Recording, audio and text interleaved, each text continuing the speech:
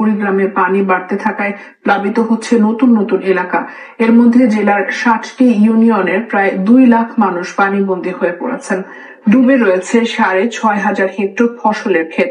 গাইবান্ধায় 4 উপজেলার 50,000 মানুষ পানিবন্দী দিন কাটাচ্ছে। দুর্গত এলাকায় দেখা দিয়েছে বিশুদ্ধ পানি এবং খাবার সংকট। সিরাজগঞ্জে বন্যা কবলিত হয়ে পড়েছে 5 উপজেলার 5,500 পরিবার। টাঙ্গাইলে 5টি উপজেলার প্রায় 30,000 মানুষ পানিবন্দী রয়েছেন। আর সড়ক ভেঙে বাঁধ উপচে প্রতিদিনই প্লাবিত হচ্ছে নতুন নতুন এলাকা।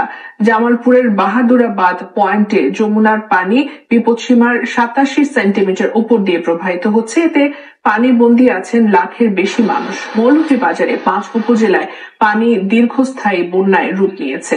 এতে পানিবন্দী আছেন 3 লাখের বেশি মানুষ।